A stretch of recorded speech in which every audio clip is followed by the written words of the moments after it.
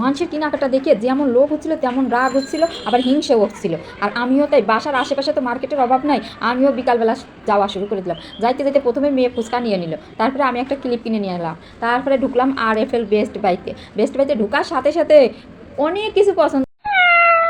তারপরে মেয়ে বলে এইটা দাও এইটা দাও, কী করবো, আগে মেয়েরটাই নিয়ে নিলাম।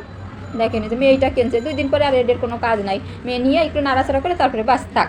যাই হোক, কিনতে তো কত কিছু ইচ্ছে করতেছে, দেখে তো সব কিছু দেখে সুন্দর একটা সিলার কিনে নিয়ে এসলাম ইন্ডিয়া থেকে, সেইটা আমি নিজেই হারিয়ে ফেলছি, এখন আবার এইটা নিলাম।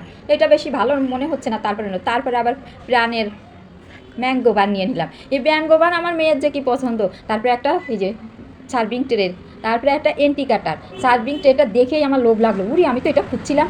তা যাই হোক, পেয়ে গেছি। এবার এন্টি কাটার নিয়ে নিলাম। এন্টি কাটারটা আমি অনেক দিন ধরেই নিতে চাচ্ছি, তবে এটা কম দামেরটা নিলাম, বেশি দামেরটা নিতে পারলাম না, কম দামেরটা নিলাম।